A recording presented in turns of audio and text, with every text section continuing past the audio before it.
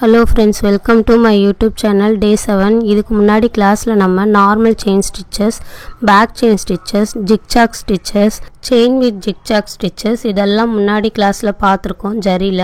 இன்னைக்கு நம்ம ஜரியில center chain stitches பார்க்க போறோம். வாங்க வீடியோக்குள்ள போகலாம். இப்போ நம்ம வந்துட்டு ஜரியில எப்படி போடுறோம்னு பாருங்க. back chain stitches போட்டு நார்மலா நம்ம போடுற அந்த ஜரி threadல எப்படி போடுவோமோ அதே chain stitches போட்டுருங்க.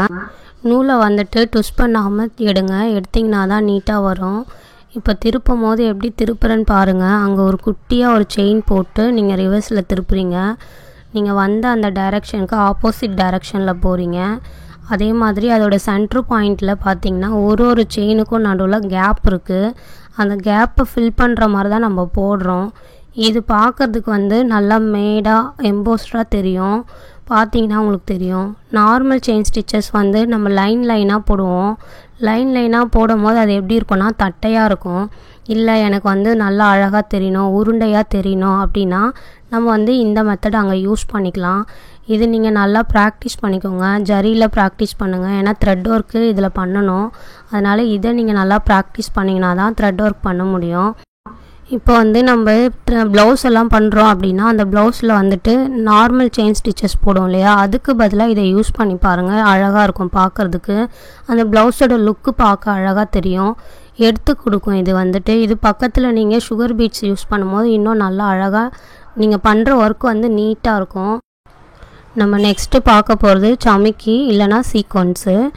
இது பிகினர்ஸுன்றதுனால நீங்கள் என்ன பண்ணுங்கள், ஸ்ட்ரெயிட் லைன் போட்டுட்டு யூஸ் பண்ணுங்கள். ஒன்றா எடுங்க. எப்பவும் போல் பேக் செயின் ஸ்டிச்சஸ் போட்டு தொடங்குங்க.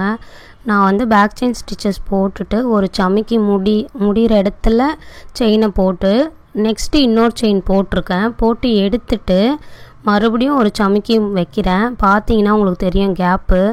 அதே மாதிரி தனித்தனியாக தான் இருக்கும். அந்த பார்க்குறதுக்கு லைன் விட்டு போடுற மாதிரி இருக்கும். சமிக்கி வந்துட்டு ஒன்றோட ஒன்று ஒட்டியிருக்கும். அதனால நான் வந்து அதை எடுத்து கையில் போட்டு தேய்ச்சிட்டு கீழே கொட்டினீங்கன்னா அது வந்து தனித்தனியாக பிரிஞ்சிரும். அதனால் நீங்களும் அது மாதிரி ட்ரை பண்ணுங்கள். இப்போ தான் நம்ம எடுக்கும் போது ஒரு சமிக்கியாக வரும், இல்லைன்னா ரெண்டாக மூணா ஒட்டிக்கிட்டு வரும். அதுக்கு தான் இந்த மெத்தட் யூஸ் பண்ணுறோம். ஒன்றா எடுத்து போடும் போது நான் எப்படி போடுறேன்னு பாருங்கள். ஒரு செயின் போட்டு ரெண்டாவது செயின் போட்டு அதில் தான் வந்து ஒரு சமிக்கியை வச்சு நான் ஃபில் பண்ணி அந்த இடத்துல லாக் மாதிரி ஒரு செயின் போடுறோம். நீங்கள் பார்த்தீங்கன்னா புரியும்.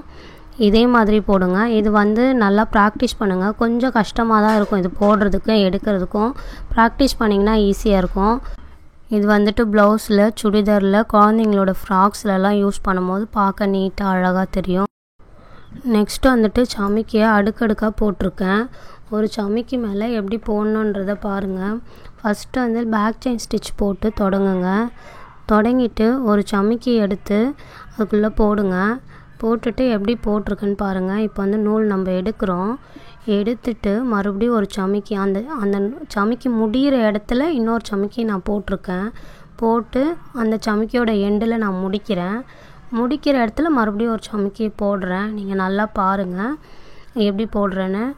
ஒரு சமிக்கி முடிகிற இடத்துல தான் நம்ம வந்து ஒரு சமிக்கியை போடுறோம். ஒன்று மேலே ஒன்று வந்து நம்ம அடுக்கிறோம். அது பார்க்குறதுக்கு எப்படி இருக்குன்னா ஒரு ஸ்டெப்பாக வரும். இது வந்து நிறைய ஃபில்லிங்ஸ்லலாம் யூஸ் பண்ணலாம். டிசைன் ஃபில்லிங்கு, அப்புறம் ஒரு ஃப்ளவரில் ஃபில் பண்ணுறதுக்கு நிறைய ஃப்ளவர்லாம் இதை வச்சு பண்ணலாம். பார்க்க நல்லா ஃபேன்சியாக அழகாக தெரியும். அதனால் இதை வந்து நீங்கள் ப்ராக்டிஸ் பண்ணுங்கள். இது வந்து அட்வான்ஸ் கிளாஸில் உங்களுக்கு வரும். நான் வந்துட்டு ஸ்ட்ரெயிட் லைன் போட்டு காமிச்சிருக்கேன். நீங்கள் வந்து ரவுண்டு, ஸ்கொயரு, டிஃப்ரெண்ட் ஷேப்லலாம் போட்டு பாருங்கள். போட்டு ப்ராக்டிஸ் பண்ணி பாருங்கள். நீங்கள் நல்லா ப்ராக்டிஸ் பண்ணிங்கன்னா தான், டெய்லி ப்ராக்டிஸ் பண்ணிங்கன்னா தான் ஆரி கிளாஸ் வந்து சீக்கிரமாக கற்றுக்க முடியும். நெக்ஸ்ட்டு சமிக்கியும் சுகர் பீட்ஸும் யூஸ் பண்ணி ஒரு லைன் போட்டிருக்கேன் பாருங்கள். பேக் செயின் ஸ்டிச்சஸ் போட்டுட்டு ஒரு சமிக்கி போடுறேன். அதுக்கு மேலே ஒரு சுகர் பீட்ஸ் வைக்கிறேன். உங்களுக்காக நான் தனித்தனியாக ஒன்றா வச்சு காமிக்கிறேன். அதுக்கு மேலே சுகர் பீட்ஸ் வைக்கிறேன். பக்கத்துலேயே அந்த சமிக்கியோட எண்டில் நான் வந்து இன்னொரு செயின் எடுத்துட்டு இன்னொரு செயின் போடுறேன். போட்டு மறுபடியும் ஒரு சமிக்கியும் ஒரு சுகர் பீட்ஸும் வைக்கிறேன். பாருங்கள், அந்த இடத்துல முடிக்கிற இடத்துல மறுபடியும் நம்ம நூல் எடுக்கிறோம். பக்கத்தில் இன்னொரு செயின் போட்டு அந்த செயினோட முடிகிற இடத்துல நம்ம இன்னொரு சமிக்கி யூஸ் பண்ணுறோம். சமிக்கியும் சுகர் பீட்ஸும் யூஸ் பண்ணுறோம். நல்லா பாருங்கள். அங்கே வந்து நான் எப்படி போட்டிருக்கேன்னு. நான் வந்துட்டு ஃபுல்லாக லோட் பண்ணி எடுத்து போடுறேன் அயன் நீடில். நீங்களும் ப்ராக்டிஸ் பண்ண வந்து உங்களுக்கு ஈஸியாக வரும். நீங்கள் ப்ராக்டிஸ் பண்ணி பாருங்கள். நம்ம வந்து ஃபஸ்ட்டு சமிக்கி மட்டும் போட்டோம் இல்லையா, அந்த இடம் வந்து கொஞ்சம் கஷ்டமாக இருக்கும். இது சுகர் பீட்ஸும் சமிக்கியும் யூஸ் பண்ணி போடும் போது உங்களுக்கு ரெண்டுத்துக்கும் இடையில கேப் கிடைக்கும். அதனால் அயன் நீடில் வந்து நீங்கள் ஃபில் பண்ணி போடலாம். அதே மாதிரி இது வந்து ப்ளவுஸில் எப்படிலாம் யூஸ் பண்ணலாம் அப்படின்னு நாங்கள் வந்து உங்களுக்கு சிம்பிளாக ஒரு ஸ்லீவ் டிசைன் ரெடி பண்ணி காமிச்சிருக்கேன். நீங்கள் வீடியோ ஃபுல்லாக பாருங்கள். பார்த்தீங்கன்னா உங்களுக்கே தெரியும் இது எப்படிலாம் யூஸ் பண்ணலாமா அப்படின்னு. இப்போ வந்து சமிக்கியும் சுகர் பீட்ஸும் வச்சு ஒரு புட்டாஸ் போட்டிருக்கேன். எப்படி போட்டிருக்கேன்னு பாருங்கள். நார்மலாக செயின் போடுற மாதிரி போட்டு அதுக்குள்ளே வந்து சமிக்கியோட சென்டரில் இருக்க ஹோல்ஸ்லேருந்து நம்ம நூல் எடுக்கிறோம். எடுத்துட்டு இந்த மெத்தட் உங்களுக்கு சொல்லலைன்றதுக்காக நான் சொல்லியிருக்கேன். இந்த மாதிரியும் ஒரு லாக் போடலாம். இது வந்து நீங்கள் தொடர்ச்சியாக புட்டாஸ் கட்ட போகிறீங்கன்னா போடலாம். சிங்கிளாக ஒன்றே மட்டும் கட்ட போகிறேன் அப்படின்னா நீங்கள் எப்பவும் போடுற மாதிரி எண்டு நாட் போட்டு முடிச்சுருங்க. இப்போ வந்து நம்ம பார்த்த கிளாஸில் என்னெல்லாம் யூஸ் பண்ணமோ அதை வச்சு எப்படி ஒரு ஸ்லீவ் ரெடி பண்ணலான்னு பார்க்கலாம். நம்ம வந்து ஃபஸ்ட்டு ஜரியை யூஸ் பண்ணி நார்மல் லைன் போட்டுடுறோம். போட்டுட்டு அது மேலேயே எப்படி சென்டர் லைன் போட போகிறோன்றதையும் நான் அந்த மெத்தடை இங்கே நான் யூஸ் பண்ணியிருக்கேன். நீங்கள் பார்த்தீங்கன்னா உங்களுக்கு தெரியும். லைனாக போட்டுட்டு திருப்பி மறுபடியும் அந்த லைனை நான் கவர் பண்ணி போட்டிருக்கேன். பாருங்கள் எப்படி திருப்பி போட்டிருக்கேன்னு. உங்களுக்காக தான் அங்கே நாங்கள் காமிச்சிருக்கோம். இந்த லைனை வந்து நம்ம போட்டு முடித்த பிறகு பாருங்கள் அது எவ்வளோ அழகாக வந்திருக்குன்னு பார்த்திங்கன்னா உங்களுக்கே தெரியும். அந்த லைன் நம்ம போட்டதுக்கப்புறம் நெக்ஸ்ட் லைன் வந்து நம்ம போன கிளாஸில் யூஸ் பண்ண அந்த கிளாஸ் டியூப் பீட்ஸ் நம்ம இதில் யூஸ் பண்ண போகிறோம். அதை வச்சு தான் நம்ம இதில் டிசைன் ரெடி பண்ணியிருக்கோம். உங்களுக்கு இது ஞாபகம் இருக்கும்னு நினைக்கிறேன். நேற்று கிளாஸில் பார்த்துருப்போம். இது வந்து 1 by 1 அடுக்கிற மாதிரி தான் இருக்கும். பாருங்கள் குத்தி எடுக்கிறேன். எடுத்து அங்கே ஒரு குட்டி செயின் போட்டு மறுபடியும் போட்ட இடத்துக்கே போயிட்டு அங்கே சென்ட்ரு பாயிண்டில் நான் வந்து அந்த டியூபை செட் பண்ணி மறுபடியும் போடுறேன். பார்க்க ஸ்டெப்பாக கிராஸாக இருக்கும். பார்த்திங்கன்னா உங்களுக்கு தெரியும். இது வந்து ஒரு பார்ட்ரு மாதிரி யூஸ் பண்ணும்போது அந்த கை பார்க்க அழகாக இருக்கும். நீங்கள் யூஸ் பண்ணி பாருங்கள். இதை நீங்கள் வந்து ப்ராக்டிஸ் பண்ணி இந்த ஸ்லீவை வந்து நீங்கள் போட்டு ப்ராக்டிஸ் பண்ணி பாருங்கள். இல்லை நீங்கள் இந்த மாதிரி ப்ராக்டிஸ் பண்ணலாம். இல்லை ப்ளவுஸ் பிட்டு வாங்கியும் நீங்கள் போட்டு வந்து அதில் பண்ணி நீங்கள் யூஸ் பண்ணி பாருங்கள் எப்படி இருக்குன்னு. இந்த கிளாஸ் எல்லாம் யூஸ் பண்ணும்போது ப்ளவுஸ் வந்து நீட்டாகவும் இருக்கும். அதே மாதிரி லைஃப் வரும். அதனால் நீங்கள் இதெல்லாம் யூஸ் பண்ணுங்கள். பார்க்க ஃபேன்சியாக அழகாக தெரியும். அடுத்த லைன் வந்து நான் மறுபடியும் உங்களுக்கு அதே ஜரியை வச்சு போட்டிருக்கேன். போட்டு கவர் பண்ணிவிட்டு நம்ம வந்து லைன் ஸ்டோனை வந்து நான் யூஸ் பண்ணியிருக்கேன். கம்மு ஒட்டாமல் யூஸ் பண்ணியிருக்கேன். எப்பயும் தொடங்கும் போது வந்து 2 பீட்ஸ் போட்டு தான் தொடங்கணும். போட்டு தொடங்குறேன். எப்படி போட்டிருக்கேன்னு பாருங்கள். அந்த சுண்டு விரலால் எப்படி பேலன்ஸ் பண்ணி போடுறேன்னு பாருங்கள்.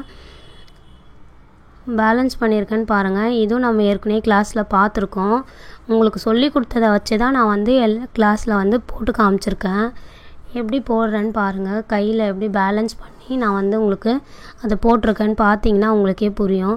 லாஸ்ட்டாக முடிக்கும் போதும் 2 சுகர் பீட்ஸ் வச்சு தான் முடிக்கணும். அப்போ தான் வந்து நமக்கு அது குத்தாமல் இருக்கும்.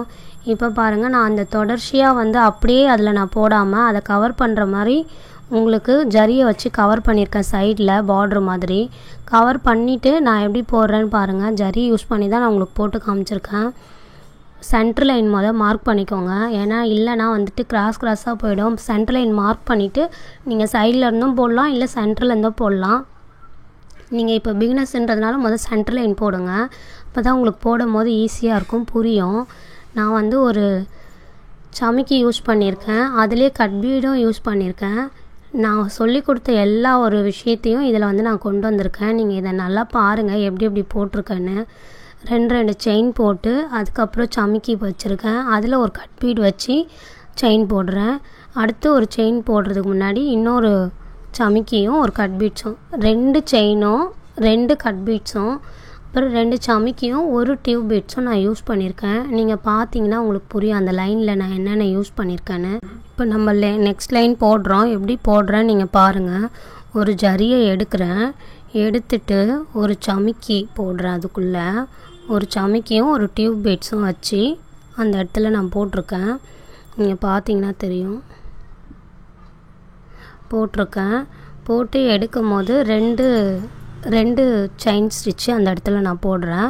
2 போட்டதுக்கப்புறமா ஒரு சமிக்கியும் ஒரு கட் பீட்ஸும் போடுறேன். மறுபடியும் ஒரு சமிக்கியும் ஒரு கட் பீட்ஸும் போடுறேன். போட்டுட்டு 2 செயின் லிங்க் போடுறேன் அந்த இடத்துல. அதுக்கப்புறமா மறுபடியும் வந்துட்டு என்ன பண்ணுறேன்னா ஒரு சமிக்கியும் ஒரு டியூப் பீட்ஸும் போட்டிருக்கேன். நீங்கள் பார்த்தீங்கன்னா தெரியும் அந்த சென்டர் லைனுக்கும் அதுக்கு பக்கத்தில் உள்ள லைனுக்கும் உள்ள டிஃப்ரெண்ட்டு. இதுக்கு ஆப்போசிட்டில் என்ன வருமோ லைன் மாற்றி மாற்றி அதுக்குள்ளே பொருளை மாற்றி மாற்றி போட்டிருக்கோம். அப்போ தான் அது பார்க்க நல்லா அழகாக தெரியும். ஒரே மாதிரியே போட்டோன்னா அது வந்து ஒரே லைனாக போடுற மாதிரி இருக்கும். மாற்றி மாற்றி போடும் போது அது பார்க்குறதுக்கு அழகாக இருக்கும். போட்டு பாருங்கள், நான் எப்படிலாம் போட்டிருக்கேன் நீங்களும் பாருங்கள். பார்த்தீங்கன்னா உங்களுக்கே புரியும். நீங்கள் வீட்டில் போட்டு பார்த்துட்டு உங்களுக்கு எப்படி வந்திருக்குன்னு எங்களுக்கு கமெண்ட் பண்ணுங்கள். நம்ம சமிக்கி யூஸ் பண்ணி ஒரு புட்டாஸ் கட்டுறேன்.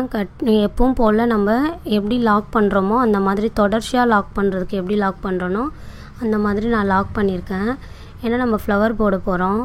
இப்போ அதுக்கு ஆப்போசிட்டில் ஒரு 1/4 இன்ச்சு தள்ளி நம்ம ஒரு நூல் எடுக்கிறோம். எடுத்து அது உள்ள ஒரு சமிக்கியை போட்டுட்டு புட்டாஸ் இருக்கிற சென்ட்ரு பாயிண்டில் நம்ம குத்தி அங்கே ஒரு லாக் போட்டு திருப்பி நம்ம சமிக்கி எந்த இடத்துல போட்டிருக்கோமோ அங்கேயே வரும் பாருங்கள். அங்கே மறுபடியும் வரும்போது ஒரு சமிக்கியை போட்டு நான் எடுக்கிற நூலை எடுத்து பக்கத்துலேயே ஒரு குட்டி செயின் போடுறேன். பார்த்தீங்கன்னா தெரியும். அந்த இடத்துல குத்துனீங்கன்னா வராது. அதனால் ஆப்போசிட்டில் அந்த ஒரு சமிக்கி முடிகிற இடத்துல நீங்கள் வந்து அங்கேயும் ஒரு குட்டி நாட் கண்டிப்பாக போடணும். 2 சைடும் வந்து குட்டி நாட் போட்டு தான் நீங்கள் எடுக்கணும். அப்போ தான் அந்த ஃப்ளவரோட ஷேப் கரெக்டாக வரும். நீங்கள் இது நல்லா பாருங்கள். இது வந்து நீங்கள் குழந்தைங்களோட ஃப்ராக்லலாம் யூஸ் பண்ணலாம். யூஸ் பண்ணும்போது அழகாக இருக்கும். இதை நீங்கள் எவ்வளோ வேணாலும் பெருசுப்படுத்தணுன்னா பெருசுப்படுத்திக்கலாம். பார்க்கும்போது ரொம்ப க்யூட்டாக அழகாக தெரியும். நீங்கள் இது முடித்ததுக்கப்புறம் பார்த்தீங்கனாலே தெரியும்.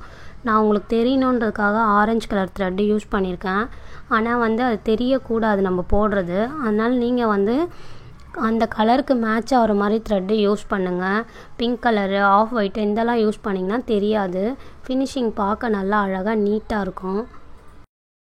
எங்கள் வீடியோ பிடிச்சிருந்தால் லைக் பண்ணுங்கள், மறக்காமல் சப்ஸ்கிரைப் பண்ணுங்கள். ஆரி கிளாஸ் கேட்குற உங்கள் ஃப்ரெண்ட்ஸுங்களுக்கு ஷேர் பண்ணுங்கள். தேங்க்யூ ஃபார் சப்போர்ட் அண்ட் வாட்சிங்.